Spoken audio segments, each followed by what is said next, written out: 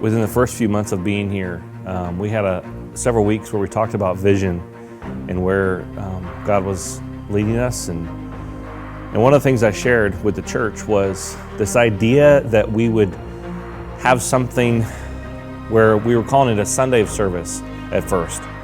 The idea was that we were going to go out into the community, and instead of having church here on Sunday morning, we were going to go out into the community and we were going to be the church, I think is how I phrased it. And I think I even remember saying to the church, I don't have any idea what this is going to look like. But it was just something that God had laid on my heart, and I felt like it was something we should be doing. But one of the things that I felt was so important was that the community experienced something they were not expecting. That they see us somewhere they don't expect to see us. On Sunday mornings, we go inside our church buildings and we close the doors and we do church. And I thought, what a better day and a better time for us to be out in our community, loving on people and demonstrating them what it means to be Jesus, than on Sunday morning, around 9, 10, 11 o'clock in the morning. I got scared. I got scared because I was already beginning to get some pushback. There was a lot of concern about the idea that we were going to do something on a Sunday morning when we normally have church. So we finally set a date, and our first one was going to be in July, and it was going to be right around a time that we had already kind of designated as a time of service for us as we work with our First Town Days here in town. And we have a booth there and provide free things for our community. I remember in the weeks approaching Sunday of service being very nervous because people were not signing up. We had sign-up sheets in the foyer, and we put sign-up sheets in the sanctuary, and we put sign-up sheets everywhere we could think to put sign-up sheets. And people just were not signing up and saying they were going to be a part of it. Anyway, long story short, I know it's been a long story already, but long story short, we ended up having Mission Sunday. There was this just buzz and this excitement, this energy, and so we had a couple songs, we worshiped together, and then we organized everybody up and sent them out.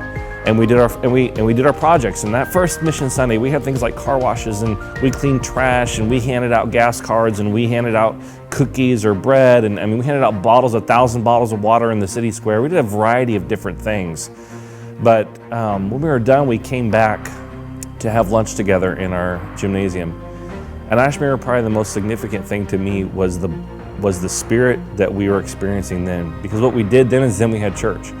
After we had gone out and served in our community, we came back, we worshiped together. I spoke a little bit. But the spirit that was present in that time was so powerful. Something changed. I remember in that moment that the whole spirit of the church changed. And I'll never forget someone on the board, or maybe there's a couple people on the board, saying, so when are we going to do this next, and how many times a year can we do it? We have now done 3 Mission Sundays in the past year, each one growing from the one prior, bigger things being done, more funds being utilized to impact our community. Our second Mission Sunday centered almost entirely around the distribution of 100 Thanksgiving meals to families all over our community. We partnered with the local school district and got a list of 100 families that were identified as being in need and could use this kind of a blessing. And so we partnered with the school district, and we worked with U.S. Foods and with people in our church, and we delivered 100 Thanksgiving meals right around Thanksgiving time. At our last Mission Sunday here this spring, we cleaned the school properties all over town. Every school in the New Philadelphia School District was touched by people from our church. This last Mission Sunday this spring, we handed out $100 worth of groceries to 20 different families. We sent teams into nursing homes, and they painted nails and played cards and just loved on the people that were there in the nursing homes. We continue to build ramps all over our community and neighboring communities, partnering with SEA and other entities like that. One of the cool things that we did in our last Mission Sunday is we ordered pizza from Domino's. And for weeks I've been praying for the Domino's delivery driver that God would send us just the right person who really needed to experience a touch of love. This guy shows up, and he looked very unsure of what was happening, and we brought him into the gymnasium, and he only had like 8 or 10 pizzas that we'd ordered.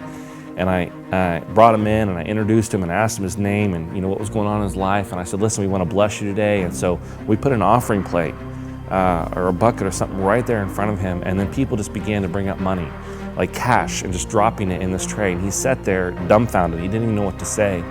And in the end, I mean, he ended up getting well over $1,400 that for an $80 pizza purchase. We found out after the fact that it couldn't have been a better person, and his car had just broken down, and he didn't know what he was going to do. And then out of the blue, or you could say as part of God's plan, he gets a $1,400 tip from a church who just wanted to show him that they love him. You know, sometimes I say that a leader is the person that has to be willing to stick their neck out so it can get cut off first.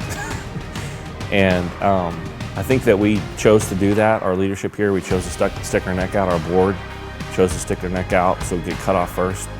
And the truth is that what's ended up happening is that Mission Sunday has changed the atmosphere in our church. More and more people continue to get involved every time we do it. As we look towards the future, we're planning and preparing to partner with other non-Nazarene congregations.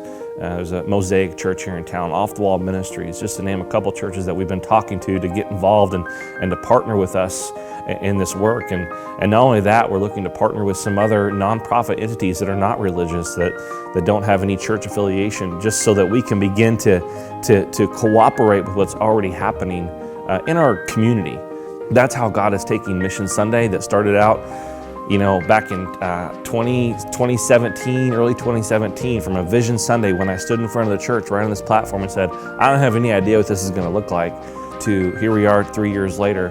And now we know what it's looking like. We're seeing it pan out, and we're seeing the excitement and the passion growing in the hearts of our people. And I believe that God is really transforming the church, because for the first time, we are looking outside of our walls primarily. Rather than focusing on what we need, we're focusing on what our community needs most of all.